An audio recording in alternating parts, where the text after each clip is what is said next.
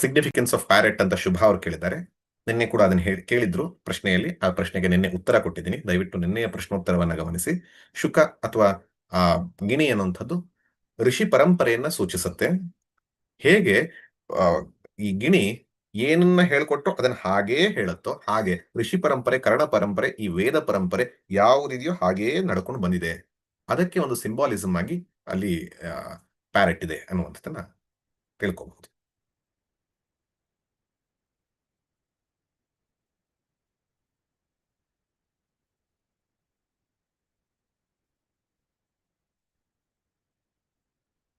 ಯಾರಿಗಾರು ಪ್ರಶ್ನೆ ಇದೆಯಾ? ಪ್ರದೀಪ್ ಜಿ ಇನ್ನು ಯಾರು ಕೇಳಿಲ್ಲ, ನೋಡ್ತಾ ಇದ್ದೀನಿ. ಪ್ರತಿಮಾನ್ ಅವರು ಹ್ಯಾಂಡ್ ರೈಸ್ ಮಾಡಿದ್ದಾರೆ.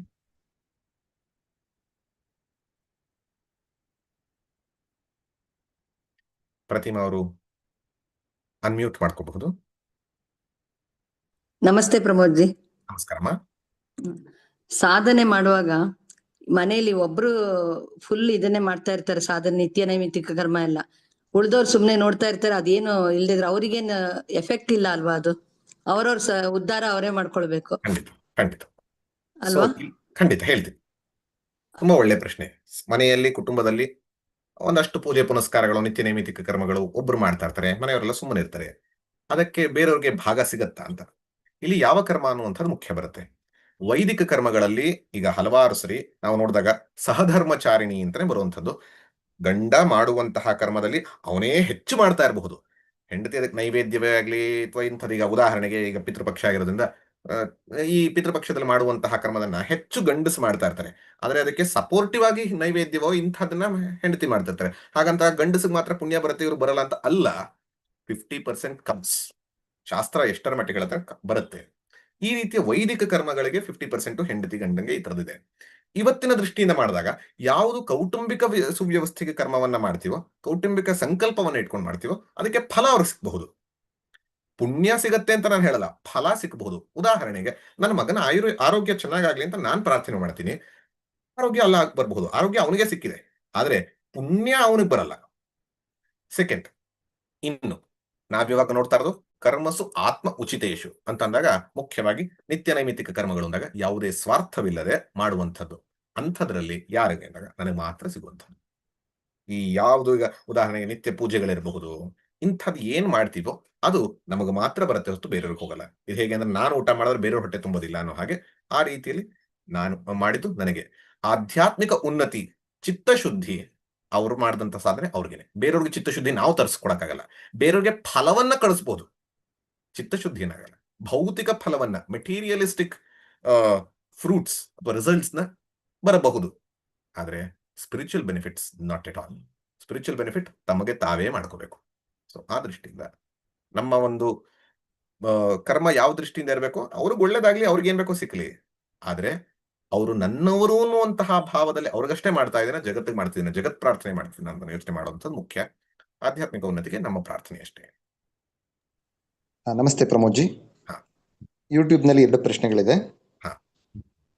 ಮೊದಲಿಗೆ ಶಾರದಾ ರಾವ್ ಅವರು ಕೇಳ್ತಾ ಇದ್ದಾರೆ, ಕರ್ಮದ ಅನುಷ್ಠಾನವೇ ಗೊತ್ತಿಲ್ಲ ಅನ್ನುವವರು ಏನು ಮಾಡಬೇಕು ಮತ್ತು ಹೇಗೆ ಕಲಿಯಲು ಅವರಿಗೆ ಸಹಕರಿಸುವುದು ಅಂತ ಕೇಳ್ತಾ ಇದ್ದಾರೆ. ಇದನ್ನ ಫಸ್ಟ್ ಹೇಳ್ಬಿಡ್ತೀನಿ. ಕರ್ಮದ ಅನುಷ್ಠಾನ ಅಥವಾ ಧರ್ಮದ ಅನುಷ್ಠಾನ ಗೊತ್ತಿಲ್ಲದವ್ರು ಏನ್ ಮಾಡಬೇಕು? ಗೊತ್ತಿಲ್ಲ ಅನ್ನೋದು ಕಾರಣ ಅಲ್ಲ.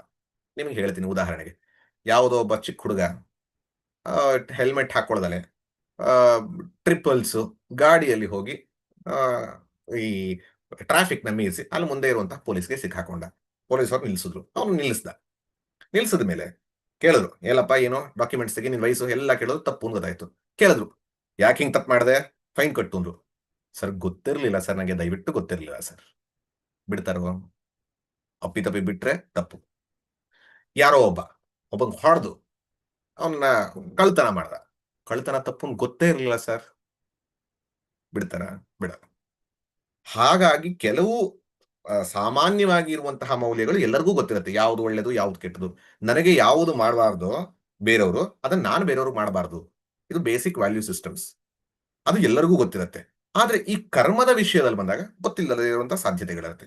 ಯಾವತ್ತು ಯಾವ ಕರ್ಮವನ್ನು ಮಾಡಬೇಕು, ಹೇಗೆ ಮಾಡಬೇಕು, ಇದು ಗೊತ್ತಿಲ್ಲದಿರೋ ಸಾಧ್ಯತೆ ಸಹಜ. It's common. ಹಾಗಾಗಿ ಏನ್ ಮಾಡಬೇಕು? ಗೊತ್ತಿರೋರ ಹತ್ರ ಹೋಗ್ಬೇಕು, ತಿಳ್ಕೋಬೇಕು. ನನಗೆ ಈ ರೀತಿಯಲ್ಲಿ ಧಾರ್ಮಿಕ ಜೀವನವನ್ನು ನಡೆಸಬೇಕು ಅಂತಿದೆ. ನಾನು ಏನನ್ನು ಮಾಡಬೇಕು, ಹೇಗೆ ಮಾಡಬೇಕು, ತಿಳಿಬೇಕು. ಅದರ ಒಂದು ಅರ್ಥವನ್ನು ತಿಳಿಯುವ ಪ್ರಯತ್ನವನ್ನು ಮಾಡ್ತೀನಿ. ಗ್ರೇಟ್. ಇಲ್ಲಾಂದ್ರೆ ಸ್ಟಾರ್ಟಿಂಗ್ ಅಲ್ಲಿ ಮಾಡ್ತಾ ಹೋಗುವಂಥದ್ದು. ಇನಿಷಿಯಲಿ ಶ್ರದ್ಧೆ, ಆಮೇಲೆ ಯುಕ್ತಿ. ಹಾಗಾಗಿ ಮಾಡ್ತಾ ಹೋಗುವಂಥದ್ದು. ಸೊ ಈ ದೃಷ್ಟಿಯಲ್ಲಿ ಹೇಳೋದಾದ್ರೆ ಮೌಲ್ಯಗಳ ದೃಷ್ಟಿಯಲ್ಲಿ ಎಲ್ಲರಿಗೂ ಗೊತ್ತಿರುತ್ತೆ ಕಾಮನ್ ಆಗಿ ಏನ್ ಒಳ್ಳೇದು ಏನ್ ಕೆಟ್ಟದು ಅಂತ.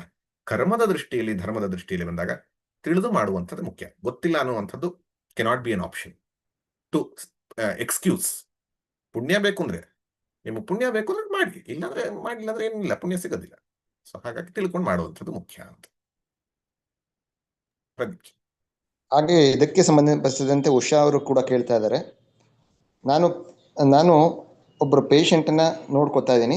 ಅದಕ್ಕೆ ನನಗೆ ಕೆಲವು ಕಾರ್ಯಗಳನ್ನು ಕರ್ಮಗಳನ್ನು ಮಾಡೋಕ್ಕೆ ಆಗಲ್ಲ. ನಾನು ಮಾನಸಿಕ ಪೂಜೆ ಮಾಡಬಹುದಾ? ಅಡ್ವೈಸ್ ಮಾಡಿ ಅಂತ. ಹೌದು ಮತ್ತು ಇಲ್ಲ. ಮಾಡಬಹುದಾ? ಖಂಡಿತವಾಗ್ಲೂ ಮಾಡಬಹುದು. ರೀಪ್ಲೇಸ್ಮೆಂಟ್ ಅಲ್ಲ, ಸ್ವಲ್ಪ ಮಟ್ಟಿಗೆ ಕಡಿಮೆ ಅನ್ನುವಂಥದ್ದು. ಆದ್ರೆ ಮಾನಸಿಕವಾಗಿ ನೀವು ಹೇಗೆ ಅಂದ್ರೆ, ದಿನನಿತ್ಯದಲ್ಲಿ ನೀವು ಒಂದು ಪೇಷಂಟ್ ಇರ್ಬೋದು, ಒಂದಷ್ಟು ಕಾರ್ಯ ಇರ್ಬೋದು, ಮನೆಯಲ್ಲೇ ಒಂದಷ್ಟು ಕೆಲಸಗಳಿರ್ಬೋದು, ಈ ದೃಷ್ಟಿಯಿಂದ ಇದ್ದಾಗ ನೀವು ಅಷ್ಟು ವಿಸ್ತೃತವಾಗಿ ಕರ್ಮವನ್ನ ಮಾಡಿ ಅಥವಾ ಪೂಜೆಯನ್ನ ಮಾಡಿ ನಾನು ಹೇಳೋದಿಲ್ಲ, ಶಾಸ್ತ್ರವೂ ಹೇಳೋದಿಲ್ಲ. ಗಾಯತ್ರಿ ಜಪವನ್ನು ಅಷ್ಟೇ ದಿನಕ್ಕೆ 1000 ಮಾಡಬೇಕು ಅಂತ ಹೇಳುತ್ತೆ, ಆಗ್ಲಿಲ್ಲ 100 ಮಾಡು ಅಂತ ಹೇಳುತ್ತೆ, ಅಷ್ಟು ಇಲ್ಲ 10 ಮಾಡು ಅಂತ ಹೇಳುತ್ತೆ. ಹಾಗಾಗಿ ನೀವು 1/4 ಗಂಟೆ ಅರ್ಧ ಗಂಟೆ ಪೂಜೆ ಮಾಡ್ತಿದ್ರೆ ಯಾವತ್ತಾಗಲ್ವೋ ಅವತ್ತು ಭಗವತಿಯ ಮುಂದೆ, ದೇವರ ಮುಂದೆ ಕೂತ್ಕೊಂಡು 2 ನಿಮಿಷ ಮಾಡಿ, 1 ನಿಮಿಷ ಮಾಡಿ, ಪ್ರಾರ್ಥನೆ ಮಾಡ್ಕೊಂಡು ಇವತ್ತು ಮಾಡಕ್ಕಾಗಿಲ್ಲ ತಾಯಿ, ಇಷ್ಟೇ ಮಾಡಕ್ಕಾಗ್ತಿರೋದು, ದಯವಿಟ್ಟು ಮುಂದಿನ ಅವಕಾಶವನ್ನು ಕರುಣಿಸು ಅಂತ ಕೇಳಿ. ಇಷ್ಟಾರು ಮಾಡುವಂಥದ್ದು. ಅದು ಆಗದಿದ್ದಾಗ ನೀವು ಹೇಳುವಂತಹ ಆಪರ್ಚುನಿಟಿ ಕೊಟ್ಟಿದೆ. ಅದು ಆಗ್ಲಿಲ್ಲ, ನಾನು ಆ ಸ್ಥಳದಲ್ಲೇ ಇಲ್ಲ, ಇನ್ನೇನೋ ಆಗ್ತಾ ಇಲ್ಲ, ಮಾನಸಿಕ ಪೂಜೆಯನ್ನ ಮಾಡಬಹುದು. ಮಾನಸಿಕ ಪೂಜೆ should not become a replacement or an excuse, but an add on. ಯಾವಾಗ್ಲೂ ಓನ್ಲಿ ಎಕ್ಸೆಪ್ಷನಲ್ ಸಿಚುವೇಶನ್ಸ್ ಅಲ್ಲಿ ಮಾಡೋದು ಒಳ್ಳೇದು. ಅಲ್ಲದಿದ್ರೆ ಕಡಿಮೆ ಆದ್ರೂ ಪರವಾಗಿಲ್ಲ. ಒಂದೊಂದ್ಸರಿ ಮೆಕ್ಯಾನಿಕಲ್, ಇವತ್ತು ಯಾಕೋ ಭಕ್ತಿ ಇಲ್ಲ, ಯಾಕೋ ಮನಸ್ಸು ಬರ್ತಾ ಇಲ್ಲ, ಮಾಡಿ. ಭಕ್ತಿ ಇಲ್ಲ ಪರವಾಗಿಲ್ಲ, ಮೆಕ್ಯಾನಿಕಲ್ ಆಗೋದ್ರ ಪರವಾಗಿಲ್ಲ ಮಾಡಿ. ಅವತ್ತು ಡಿಸಿಪ್ಲಿನ್ ಕಳ್ಕೋಬಾರ್ದು. ಯಾಕಂದ್ರೆ ಇವತ್ತು ಅದೇ ಹೇಳಿದ್ವಿ ನಾವು, ಡಿಸಿಪ್ಲಿನ್ ಇಸ್ ಮೋರ್ ಇಂಪಾರ್ಟೆಂಟ್. ಆಲಸ್ಯ ಹಲವಾರು ಸಲ ನಮಗೆ ಈ ತರ ಮಾಡಿಸುತ್ತೆ. ಸೊ ಕಡಿಮೆ ಆದ್ರೂ ಪರವಾಗಿಲ್ಲ, ಸ್ವಲ್ಪ ಆದ್ರೂ ಪರವಾಗಿಲ್ಲ ಮಾಡುವಂಥದ್ದು. ಆಗದೇ ಇದ್ದಾಗ ಮಾನಸಿಕ ಪೂಜೆಗೆ ಆಗ್ಲಿ, ಮಾನಸಿಕ ಧ್ಯಾನಕ್ಕೆ ಆಗ್ಲಿ, ಮಾನಸಿಕ ಕರ್ಮಗಳಿಗೆ ಆಗ್ಲಿ ಅವಕಾಶ ಇದೆ. ಆ ರೀತಿಯಲ್ಲಿ ಮಾಡಬಹುದು. ನಮಸ್ತೆ, ಶ್ರೀ ನಮಸ್ತೆ. ಗುರುಭ್ಯೋ ನಮಃ. ನಮಸ್ತೆ. ಆತ್ಮ ಉಚಿತೇಶು ಕರ್ಮ ಅಂತ ತಿಳಿಸ್ತಾ ಹೋದ್ರಿ. ಅಲ್ಲಿ 5 ರೀತಿಯ ಋಣಗಳು, ಈ ಎಲ್ಲಾ ಋಣಗಳು ನಾವು ಒಂದು ಸಾಲ ಎಂಬಂತೆ ನಾವು ತೀರಿಸ್ಬೇಕು, ಅದಕ್ಕಾಗಿ ನಿತ್ಯ ಕರ್ಮಗಳನ್ನ ಮಾಡುವುದು ಅಂತ ತಿಳಿಸಿದ್ರಿ. ಆದ್ರೆ ನಮಗೆ ಯಾರಿಂದ ಈ ಪೋಷಣೆ ಸಿಕ್ಕಿರುತ್ತೋ, ಪ್ರೀತಿ ಸಿಕ್ಕಿರುತ್ತೋ, ಅಥವಾ ವಿದ್ಯಾಭ್ಯಾಸ ಕಲ್ಸಿರ್ತಾರೋ ಅವರಿಗೆ ನೇರವಾಗಿ ನಾವೇನ್ ಮಾಡ್ಲಿಕ್ಕೆ ಆಗೋದಿಲ್ಲ. ಖಂಡಿತ. ಹಾಗಾಗಿ ನಾವು ಇದನ್ನ ಯಾವ ರೀತಿ ಮಾಡಿದಾಗ ಅದಕ್ಕೆ ತಕ್ಕನಾಗಿ ಇರುತ್ತೆ, ಅಥವಾ ಈ ಭಗವಂತನ ಸೃಷ್ಟಿಯಾದ ಪ್ರತಿಯೊಬ್ಬ ಜೀವಿನೂ whomever we come across ಅವರಿಗೆ ಮಾಡೋದ್ರಿಂದನೂ ಇದು Exactly. ಪೂರ್ಣಗೊಳ್ಳುತ್ತಾ? ನೀವೇ ಪ್ರಶ್ನೆ, ನೀವೇ ಉತ್ತರ. ತುಂಬಾನೇ ಚೆನ್ನಾಗಿ ಹೇಳಿದಿರಿ. ನಾವು ಯಾರಿಂದ ಗಳಿಸಿದ್ದೀವೋ ಅವರಿಗೆ ಕೊಡುವಂಥದ್ದು ಬೆಸ್ಟ್. ನಮ್ಮ ತಾಯಿ ತಂದೆಯಿಂದ ನಾವು ಪಡೆದಿದ್ದೀವಿ, ನಮ್ಮ ತಾಯಿ ತಂದೆ ನೋಡ್ಕೊಳ್ಳುವಂಥದ್ದು. ಹಲವಾರು ಜನ ಏನ್ ಮಾಡ್ತಾರೆ, ನನ್ನ ತಾಯಿ ತಂದೆ ಓಲ್ಡ್ ಏಜ್ ಹೋಮ್ ಹಾಕ್ಬಿಟ್ಟು ಬೇರೆಯವ್ರನ್ನ ಓಲ್ಡ್ ಏಜ್ ಹೋಮ್ ಹೋಗಿ ನೋಡ್ಕೊಳ್ತೀವಿ ಅಂತ. ಆ ರೀತಿ ಮಾಡುವಂಥದ್ದಲ್ಲ. ಅವಕಾಶವಿದ್ದಾಗ ಮೊಟ್ಟ ಮೊದಲು ನಾವು ಯಾರಿಂದ ಪಡೆದಿದ್ದೀವೋ ಅವ್ರಿಗೆ ಮಾಡುವಂಥದ್ದು, ಅವಕಾಶ ಇದ್ದಾಗ. ಆದ್ರೆ ಹಲವಾರು ಸರಿ ಅವಕಾಶ ಸಿಗಲ್ಲ. ತಂದೆ ತಾಯಿ ಇಲ್ದಲೇ ಇರಬಹುದು, ನನಗೆ ಯಾರು ಕಲಿಸಿದ್ರೋ ಅವರು ಇಲ್ದಲೇ ಇರಬಹುದು, ಅಥವಾ ಅವರು ಸಿಕ್ಕದಲ್ಲೇ ನಾನು ದೂರದಲ್ಲಿರಬಹುದು. ಆಗೇನ್ ಮಾಡೋದು, ಆ ಕ್ಷೇತ್ರಕ್ಕೆ ಮಾಡುವಂಥದ್ದು. ಉದಾಹರಣೆಗೆ ಶಿಕ್ಷಕ ಕ್ಷೇತ್ರ, ನನ್ನ ಶಿಕ್ಷಕರು ಇಲ್ದಲೇ ಇರಬಹುದು, ಆದ್ರೆ ಶಿಕ್ಷಕ ಕ್ಷೇತ್ರಕ್ಕೆ ಮಾಡುವಂಥದ್ದು, ಗುರುಕುಲಕ್ಕೆ ಮಾಡುವಂಥದ್ದು. ನಾನು ಕಲ್ತಿದ್ದಕ್ಕಿಲ್ಲದೆ ಹೋಗ್ಬೋದು, ಈ ಒಂದು ವೇದದ ಒಂದು ವಿದ್ಯೆಯನ್ನ ಪಸರಿಸ್ತಾ ಇರುವಂತಹ ಗುರುಕುಲಕ್ಕೆ ನಾನು ಕಾಂಟ್ರಿಬ್ಯೂಟ್ ಮಾಡುವಂಥದ್ದು. ನನಗೆ ಹೆಲ್ಪ್ ಮಾಡಿದಂತಹ ಅಥವಾ ನನಗೆ ಹಾಲು ಕೊಡ್ತಾ ಇರುವಂತಹ ಹಸುಗೆ ನಾನು ಮೇಹ ಹಾಕಲ್ದೆ ಹೋದು ಗೋಶಾಲೆಗೆ ಹಾಕಬಹುದು, ಯಾವುದೋ ಒಂದು ಗೋಶಾಲೆಗೆ. ಹಾಗಾಗಿ ನೀವೇ ಹೇಳಿದ ಹಾಗೆ ಭಗವಂತನ ಅಭಿವ್ಯಕ್ತಿಯೇ ಈ ವಿಶ್ವಂ ವಿಷ್ಣು ಅನ್ನುವಂತಹ ದೃಷ್ಟಿಯಿಂದ ಯಾರಿಗೆ ಮಾಡಿದ್ರು ಅವ್ರಿಗೆ ತಲುಪತ್ತೆ, ಪರಮಾತ್ಮನಿಗೆ ತಲುಪೋದು. ಇದೆಲ್ಲವೂ ಪರಮಾತ್ಮನಿಗೆ. ಆದ್ರೆ ನಮಗೆ ನೇರವಾಗಿ ಮಾಡಿದಂಥವ್ರು ಸಿಕ್ಕಿದ್ರೆ ಅವ್ರಿಗೆ ಮಾಡೋದು ಹೆಚ್ಚು ಉಚಿತ. ಇಲ್ಲದಿದ್ದರೆ ಯಾರಿಗೆ ಮಾಡಿದ್ರು ಕೂಡ ಆ ಭಾವದಲ್ಲಿ ಮಾಡುವಂಥದ್ದು. ಏನಕ್ಕೆ, ನಾನು ಪಡೆದಿದ್ದೀನಿ, ನಾನು ಕರುಣಿಸ್ತಾ ಇದ್ದೀನಿ. I am just a channel, I took from this I am giving it back to the society. ಇದು ಸಸ್ಟೈನಬಿಲಿಟಿ ಮಾಡೆಲ್. ಇಲ್ಲದೆ ಹೋದ್ರೆ ನಾನು ಬರೀ ಎಲ್ಲವನ್ನು ತಗೊಳ್ತಾ ಇದ್ರೆ always receiver, always has a problem. We should become more contributors ಅನ್ನುವಂಥದ್ದು ಮುಖ್ಯ. Very good question.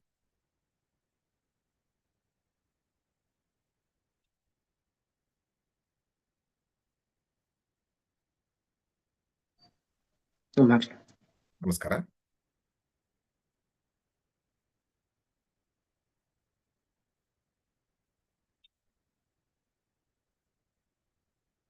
ಶ್ರೀಮತಿ ಅನ್ನೋರು ಹ್ಯಾಂಡ್ ರೈಸ್ ಮಾಡಿದ್ದಾರೆ ಅಥವಾ ಉಷಾ ಅನ್ನೋರು ಹ್ಯಾಂಡ್ ರೈಸ್ ಮಾಡಿದ್ದಾರೆ.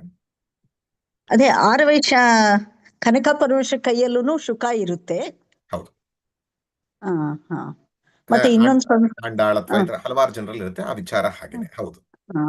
ಇವಾಗ ಇನ್ನೊಂದು ವಿಷಯ, ನೀವು ಶುರು ಮಾಡಿದ 2ನೇ ದಿವಸನೇ ಶೃಂಗೇರಿ ದೇವಿದು ಭಾವಚಿತ್ರ ನಮ್ಮನೆಗೆ ಬಂತು.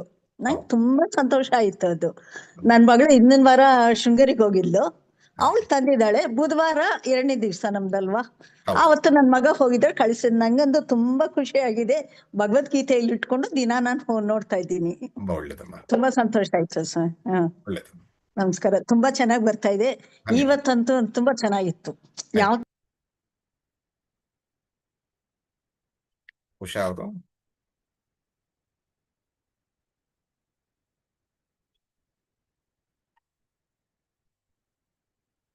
ಓಕೆ, ಏನೋ ಪ್ರಾಬ್ಲಮ್ ಇರಬೇಕು. ಅವ್ರದ್ದು ಹ್ಯಾಂಡ್ ರೈಸ್ ಆಗಿದೆ ಬಟ್ ನೀವು ಅನ್ಮ್ಯೂಟ್ ಆಗ್ತಾ ಇಲ್ಲ.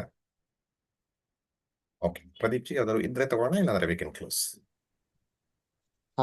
ಯೂಟ್ಯೂಬ್ ನಲ್ಲಿ ಕೂಡ ಅಲ್ಲ, ಇಲ್ಲೊಂದು ಅವ್ರು ಬಂದ್ರು ಅನ್ಸುತ್ತೆ. ಉಷಾ ಅವರು ಹೇಳಿಮ್ಮ. ನಮಸ್ತೆ ಗುರೂಜಿ. ನಮಸ್ಕಾರ.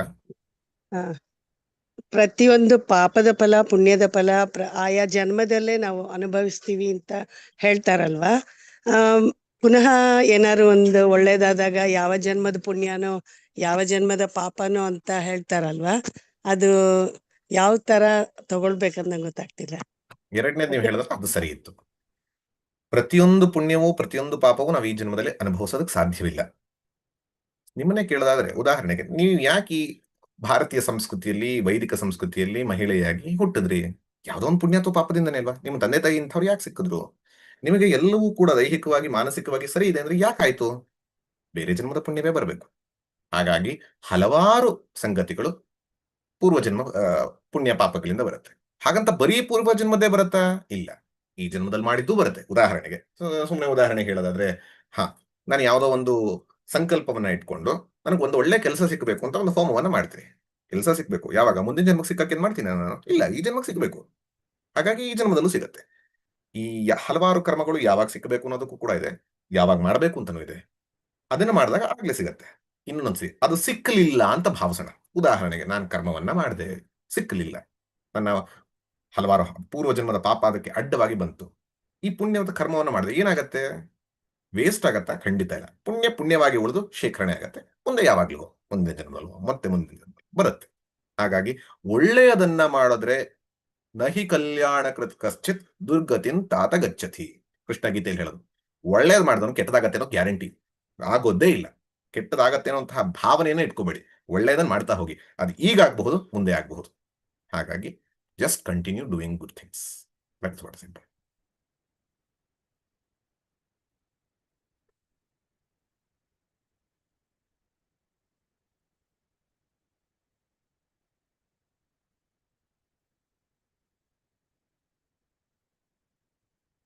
ಪ್ರದೀಪ್ ಜಿ ಏನು? ಓಕೆ, ಯಾರು? ಹೇಳಿಮ್ಮ. ನಾನು ತುಳಸಿ ಅಂತ. ಅದೇ ನಾನು ಕೆಲ್ಸಕ್ಕೆ ಹೋಗುವಾಗ 2 ವೀಲರ್ ರೈಡ್ ಮಾಡ್ತೀನಿ.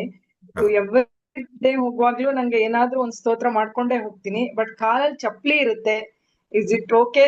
ದಿನಾ ಗಿಲ್ಟ್ ಇರುತ್ತೆ, ಬಟ್ ಹೇಳ್ಬೇಕು ಬಾಯಲ್ಲಿ ಅಂದ್ರೆ ಆಗದೇ ಇಲ್ಲ ಇಲ್ದಿರ ಹೋಗಕ್ಕೆ. ಸೊ ನಂಗೆ ತುಂಬಾ ಹಾಗೆ.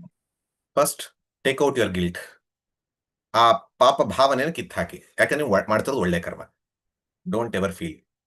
ಎರಡಿದೆ ಇಲ್ಲಿ. ನೀವು ಸ್ತೋತ್ರ ಸಾಹಿತ್ಯವನ್ನ ಕರ್ಮದ ರೀತಿಯಲ್ಲಿ ಮನೆಯಲ್ಲಿ, ದೇವರ ಮನೆಯಲ್ಲಿ ಮಾಡಬಹುದು. ಅದು ಕಾಯಿಕ ಕರ್ಮವೂ ಆಗತ್ತೆ, ವಾಚಿಕ ಕರ್ಮವೂ ಆಗತ್ತೆ. ಉದಾಹರಣೆಗೆ ವಿಶ್ವಾಯ ನಮಃ, ವಿಷ್ಣವೇ ನಮಃ, ಈ ತರದೇನೋ ಮಾಡ್ತಾ ಹೋಗ್ತೀನಿ. ಅದು ಕಾಯಿಕ ಕರ್ಮವೂ ಹೋಗುದು, ವಾಚಿಕ ಕರ್ಮವೂ ಹೌದು. ಆಗ ನೀವು ಚಪ್ಪಲಿ ಹಾಕೊಂಡು ದೇವರ ಮನೆಗೆ ಹೋಗೋದು, ದೇವಸ್ಥಾನಕ್ಕೆ ಹೋಗೋದು ಮಾಡಬಾರ್ದು. ಆದ್ರೆ ನೀವು 2 ವೀಲರ್ ಹೋಗ್ತೀರಾ, ಬಸ್ ಅಲ್ಲಿ ಹೋಗ್ತಾ ಇದ್ದೀರಾ, ಅವಾಗ ಚಪ್ಪಲಿ ಇರುತ್ತೆ ಕಾಲಲ್ಲಿ, ಸುತ್ತಮುತ್ತ ಶುದ್ಧಿ ಇಲ್ದಲೇ ಇರಬಹುದು. ಹಾಗೇನು ನೀವು ಕಾಯಿಕ ಕರ್ಮ ಮಾಡ್ತಾ ಇಲ್ಲ, ವಾಚಿಕ ಕರ್ಮ ಮಾಡ್ತಾ ಇದ್ದೀರಾ. ಹಾಗಾಗಿ ವಾಚಿಕ ಕರ್ಮ ಮಾಡುವಾಗ ಕಾಯ ಹೇಗಿರುತ್ತೆ ತಲೆ ಕೆಡಿಸ್ಕೊಳ್ಳೋಂಥದ್ದಿಲ್ಲ. ಸ್ತೋತ್ರ ಸಾಹಿತ್ಯಕ್ಕೆ ಜಪಕ್ಕೆ ಯಾವ ರೀತಿಯಿಂದಾಗ ಬೆಡ್ ಪೇಷಂಟ್ ಆಗಿದ್ದಾಗ ದೇಹದಲ್ಲಿ ಮಲಮೂತ್ರಗಳು ಬರ್ತಾ ಇದ್ರೂ ಕೂಡ ಜಪ ಮಾಡಬಹುದು, ಸ್ತೋತ್ರ ಹೇಳ್ಬಹುದು. ಪಾಪ ಅಲ್ಲ, ಪುಣ್ಯವೇ. ಹಾಗಾಗಿ ಜಸ್ಟ್ ಕಂಟಿನ್ಯೂ ಡೂಯಿಂಗ್ ಇಟ್. ಈ ಒಂದು ಭಾವನೆಯನ್ನ ಬಿಟ್ಟು ಒಳ್ಳೆಯ ವಿಚಾರವನ್ನ ಮಾಡ್ತಾ ಮನಸ್ಸಿನಲ್ಲಿ ಅಳಕನಿಟ್ಕೊಳ್ದೆ ತುಂಬಾ ಖುಷಿಯಾಗಿ ಚೆನ್ನಾಗಿ ಮಾಡಿ. ಆದ್ರೆ ಮುಖ್ಯ, ಗಾಡಿ ಓಡಿಸುವಾಗ ನೀವು ಹಾಡು ಹೇಳ್ತಾ ಇದೀರಾ ಅಥವಾ ಸ್ತೋತ್ರ ಹೇಳ್ತಾ ಇದೀರಾ, ಭಕ್ತಿಯಲ್ಲಿ ಹೋಗ್ಬಿಟ್ಟು ಇನ್ಯಾರಿಗೊಬ್ರಿಗೆ ಹಾರ್ಮ್ ಆಗಬಾರ್ದು, ನಿಮಗೂ ನೀವು ಹಾರ್ಮ್ ಮಾಡ್ಕೋಬಾರ್ದು. ಸೊ ಬಿ ಕೇರ್ಫುಲ್ ನೀವೇನ್ ಮಾಡ್ತಿದ್ದೀರಾ ಅದ್ರ ಬಗ್ಗೆ. ಅದನ್ನ ಇಟ್ಕೊಂಡು ಬೇರೆಯವ್ರಿಗೂ ತೊಂದರೆ ಆಗದೆ ನಿಮ್ಗೂ ತೊಂದರೆ ಆಗಲ್ಲ ಹತ್ರ ನೋಡ್ಕೊಳ್ಳಿ. ಬೇರೆ ಹಾಗೆ, ಯಾಕಂದ್ರೆ ನಿಮ್ಮ ಇವತ್ತೇ ನೋಡಿದ್ವಿ, ದೀರ್ಘ ಆಯುಹು ದೇಹದಾರ್ಢ್ಯ, ಅದನ್ನ ಕಳ್ಕೋಬಾರ್ದು ಈ ಒಂದು ಸ್ತೋತ್ರವನ್ನು ಹೇಳ್ತಾ. ಬಟ್ ಮಾಡೋದು technically speaking not problem, no problem. ಒಂದು ಚಿಕ್ಕ ಪ್ರಶ್ನೆ ಇದೆ, ಅದನ್ನ ತಗೊಂಡು ಮುಗಿಸ್ಬೇಡ. ಯೂಟ್ಯೂಬ್ ನಲ್ಲಿ ಸುಮತಿ ಅವ್ರು ಕೇಳ್ತಾ ಇದ್ದಾರೆ, ಸರಸ್ವತಿ ದೇವಿ ಮತ್ತು ಮಾತೆ ಶಾರದಾ ದೇವಿಯ ಬೀಜಾಕ್ಷರವನ್ನ ತಿಳಿಸ್ತೀರಾ ಅಂತ. ದೇವತೆಗಳಿಗೆ ಹಲವಾರು ಬೀಜಾಕ್ಷರ ಇರುತ್ತೆ, ಹೀಗೆ ಹಾಗೆ ಅಂತ ಹೇಳೋದು ಕಷ್ಟ. ಒಬ್ಬೊಬ್ಬರು ಒಂದೊಂದು ಬೀಜಾಕ್ಷರವನ್ನ ಕೊಡ್ತಾರೆ ಗುರುಗಳು ಕೊಡುವಾಗ. ಈಗ ಚಾಮುಂಡಿ ಬರೋ ಐಮು ಹ್ರೀಮು ಈ ರೀತಿಯಲ್ಲಿ ಒಂದಷ್ಟಿದೆ, ಅದಕ್ಕೆ ಸಹಿತವಾಗಿ ಕೊಟ್ಟಾಗ ಅದು ಬರುತ್ತೆ. ಸೊ ನೀವು ಯಾವ ಗುರುವನ್ನ ಬಳಿ ಸಾರಿ ಕೇಳಬೇಕು ಅಂತಿದ್ರು ಅವರು ಆ ಒಂದು ಬೀಜಾಕ್ಷರವನ್ನು ಕೊಟ್ಟು ಅದರ ಒಂದು ಅಂತರ್ಗರ್ಭಿತವಾದಂತಹ ಅರ್ಥವನ್ನ ಹೇಳಿ ಮಾಡಬೇಕು. ಸುಮ್ಮನೆ ಇಲ್ಲಾಂದ್ರೆ it becomes one more Greek or Latin. ಏನಿದೆ ಹ್ರೀಮ್ ಅಂತೆ ಐಮ್ ಅಂತೆ ಕ್ಲೀಮ್ ಅಂತೆ ಏನೂ ಗೊತ್ತಿಲ್ಲ. ಅದರಲ್ಲಿ ಪೊಟೆಂಟ್ ಇದೆ, ಶಕ್ತಿ ಇದೆ, ಅದು ವಿಕಾಸ ಆಗಬೇಕು, ಅದರ ಅರ್ಥ ಸಹಿತವಾಗಿ ಮಾಡಬೇಕು. ಹಾಗಾಗಿ ಒಂದಷ್ಟು ಬೀಜಾಕ್ಷರಗಳಿವೆ. ನೀವು ಆ ಮಂತ್ರವನ್ನ ಪರ್ಟಿಕ್ಯುಲರ್ ಮಂತ್ರವನ್ನ ಕೇಳಿದಾಗ ಅದಕ್ಕೆ ಗೊತ್ತಾಗತ್ತೆ ಅಂತ ಅನ್ಸುತ್ತೆ. ಬೀಜಾಕ್ಷರಕ್ಕಿಂತ ಮುಖ್ಯವಾಗಿ ಭಾವನೆ ಮುಖ್ಯ. ಆದ್ರೆ ಗುರುವಿನಿಂದ ತಗೊಳ್ಳುವಾಗ ಅವರು ಬೀಜಾಕ್ಷರ ಸಹಿತವಾಗಿ ಕೊಡಬಹುದು, ಬೀಜಾಕ್ಷರ ರಹಿತವಾಗಿ ಕೊಡಬಹುದು. ಅದನ್ನ ನೀವು ಗುರುವನ್ನ ಕೇಳೋದು ಒಳ್ಳೇದು. ಮುಗಿಸೋಣ ಪ್ರದೀಪ್ ಜಿ? ಸಮಯ ಆಗಿದೆ. ಓಕೆ. ಸೊ ಇವತ್ತಿನ್ನೂ ಹಲವಾರು ಪ್ರಶ್ನೆಗಳಿದೆ ಅಂತ ಭಾವಿಸ್ತೀನಿ. ನಿಮ್ಮ ಪ್ರಶ್ನೆಗಳನ್ನ ಕೇಳಬಹುದು ಯೂಟ್ಯೂಬ್ ನಲ್ಲಿ ಅಥವಾ ವಾಟ್ಸ್ಆಪ್ ನಲ್ಲಿ. ಇವತ್ತಿನ ನಿಲ್ಲಿಸೋಣ. ನಾಳೆ ಸಮಾರೋಪ, ಅತ್ಯದ್ಭುತವಾದಂತಹ ವಿಚಾರಗಳು, ಜ್ಞಾನ ಯೋಗದ ವಿಚಾರಗಳು ಬರುತ್ತೆ. ಎಲ್ಲರೂ ಕೂಡ ಬರೋಣ. ಧನ್ಯವಾದಗಳು.